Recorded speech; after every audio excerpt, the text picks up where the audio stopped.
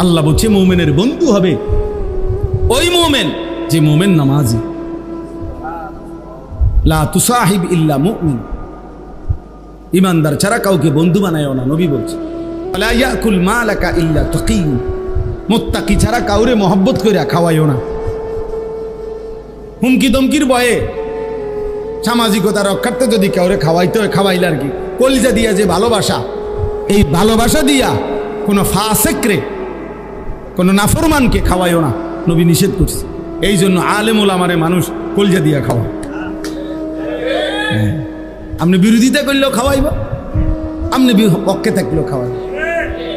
এই জন্য নওজোয়ান ছেলে যারা, তোমরাও বলি বাপ, এ কিশোর যুবক ছেলে, প্রিয় ভাই আমার, বন্ধু আমার, রাতের অন্ধকারে কিংবা দিনের আলোকে,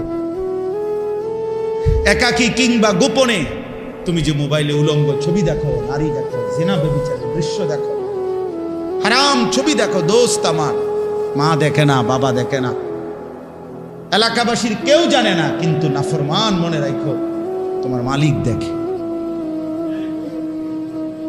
যে তোমাকে চোখ দিছে তিনি দেখে,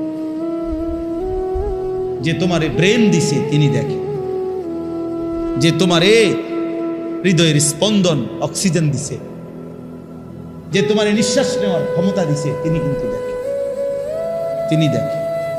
এই জন্য আল্লাহ তাআলা যেন ডাক দিয়ে বলে, বান্দা আমি কিন্তু দেখি, আমি আছি বান্দা, আমি ঘুমাই নাই। রাতের 2টায় পুরা মহল্লা ঘুমাইছে, আমি মালিক ঘুমাইনি, আমি আছি বান্দা, আমি দেখতেছি বান্দা।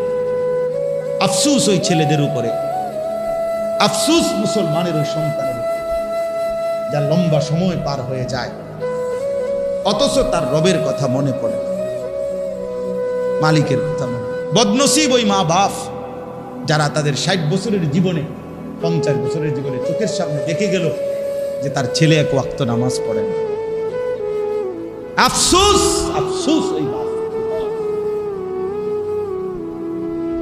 ব্যর্থ তোমার জীবন বাপ, তোমার বিদেশও ব্যর্থ, তোমার দেশও ব্যর্থ, তোমার বিল্ডিংও ব্যর্থ, তোমার কামাই রোজগারিও ব্যর্থ। তোমার চোখের সামনে তুমি বাপ বাইচা থাকতে তোমার নাফরমান সন্তান 18 বছর 20 বছরে, এই নাফরমান একদিনও ফজরের নামাজ জামাতে পড়ে না। ফজরের নামাজের ওয়াক্ত হয় কখন এই জানোয়ার এটাও জানে না। ব্যর্থই বাপ, ব্যর্থই সন্তান। বাপও ফালতু, ফুতো ফালতু, দুইটাই ফালতু। ওই বাপও স্বার্থপর, এই নাফরমান বাপেরও বুঝছে যে তাও এবারও বুঝছে জি ফুত লইয়া জীবন মানে হলো ভাতের থালা, ভাতের থালা, ভাত, ভাত কতটি খাও আর ঘুম যাও আর পেশাব পায় না। আর নয়তো একজন বাবার যুদ্ধ করার কথা, আমি হয় বাঁচবো নয়তো মরে যাব, আমার সন্তান সেজদা ছাড়া, মুসলমানের বাচ্চা আমার থাকতে পারবে। তুমি মিয়া কিসের বাপ মিয়া, ফালতু লোক পিয়া, হাতে হুনে না হয়েছে, কইছি হুনে না, তাই বিদেশ পাঠান কিনতেন। হ্যাঁ, আমগরে শিখান। আমনের ছেলে আমনের সামনে একটা সেজদা দেয় না, এত বড় জানোয়ারের বিদেশ পাঠাইছেন কিনতেন। আপনি না 12 লাখ টাকা লইলেন, আপনি সুদে টাকা নিলেন, কিস্তিতে টাকা নিলেন, আপনি বোঝেন না। হ্যাঁ, আমরা বুঝি না, আমরা চিরা খাই, দুপুরে যদি ভাত খাইলাম। কি বলেন? আপনি যদি দুনিয়া লুবি না হইতেন,